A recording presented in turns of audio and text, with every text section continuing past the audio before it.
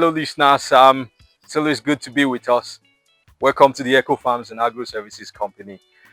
In today's video, we're talking about progress report from the farm.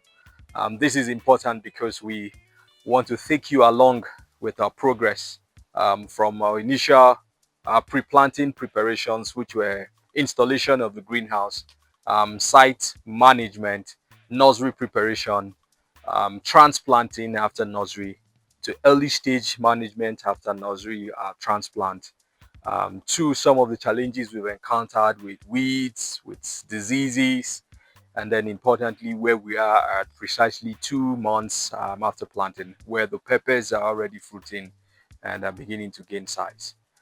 This is important because you can see for yourself that these things are achievable.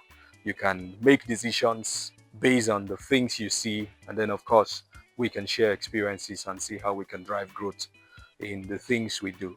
And so farming, it's not magic, it's a process, it's pure science, it's not mathematics. You can't just sit down and predict and project. Whatever you start, challenges are something that is common, but being able to overcome them is what is key. So let's get to talk about it. Initially, when we started off, we had to look at the choice of materials to use to set up the greenhouses. If you recall from previous videos, the quality of steel, the positions of the greenhouses, so we can manage wind challenges and excessive rains when the rain season comes. The choice of structures and self-ventilating greenhouses that we've designed. And so initially we had to make adjustment to the quality of steels we started with. Eventually we settled for galvanized metal as against the wooden material because of durability, even though they were more expensive. And then the structures went into installation and we're here. And then we had to go into nursery preparation. Remember, we were growing Rigs 1, red jet and regatin, which is the yellow and the red bell peppers. And when we did our nurseries, we had some challenges with damping off, remember, because the staffs were overwatering. And how did we overcome that challenge? We reduced the excessive watering. We decided, instead of watering heavily once a day in the nursery, we decided to water mildly twice a day. It was a lot of work, but it was worth it. And then the nursery came up, and then after nearly a month, we were able to transplant. And from transplanting, recall that we had no plans to mulch our farms because it was expensive to mulch. And then eventually we had to battle with weeds for nearly a month. We were practically weeding the farm every day. Recall, because we used heavy compost from cow dungs, and cow dungs come with a lot of weed seeds.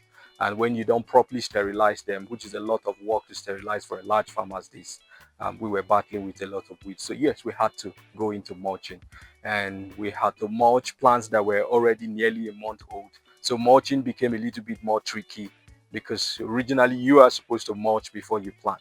But mulching plants that were already existing, we had to come up with some ingenious ways to address that.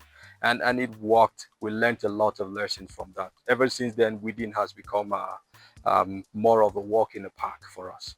And so we are where we are today. Our peppers have really grown. They are over 2 months old. We have an average of 3 to 4 bell peppers per plant, and they are looking very good. Some of the pests we are currently dealing with are white flies, aphids, and a very little bit of thrips. The weather is right, it's just beginning to rain, so it's humid, and the greenhouses are really warm in here, so it's very good for pests. And so we are adjusting our fumigation and scouting so that we're able to deal with these aphids. Sometimes when the pests are localized within a few plants, we do a localized treatment, which is to address using a powder that it's formulated with an impregnated insecticide.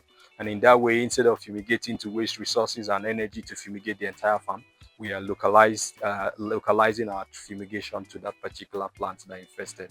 And then we are adjusting our fumigation from once weekly to twice weekly, just for a baseline maintenance. Our approach for fumigation at the Eco Farms is an integrated approach. We are heavily exploring cultural practice, biological control models, and then we are heavily considering a more environmental friendly approach, like the use of neem, castor oil, and karanja. Sometimes even a bit of detergent to flush insects. And they have worked for us, and we highly recommend them. In terms of trailing and pruning, Our approach is it's two things. Um, we could decide to train our plants to have four major branches or three or two major branches. Well, basic standard farm practice recommends that depending on what choice of pruning you decide to work with, it tells on your fertigation and nutrient management. At the eco farms, we have decided to train our plants to have a maximum of four and a minimum of three. The plants are still young, but we're implementing pruning protocols. So that will mean that we will let these two go, and every other thing will have to go. That will require that we take off this, we let these two go, and we take off this and this. So at the end of the day, what we will have is one, two, three, and four. And so we essentially just have our main trailing lines for now. By the time the remaining three plants begin to grow and pick weight, we will eventually have to trail each of them separately. This is so that each of the plants will have the necessary support they need and the fruit weight will be able to be accommodated. And so if you would want to know more about the farm and how we're progressing, we encourage you to visit the farm and we will be able to show you around. Please send in your questions and we will see you again when we provide the next progress report.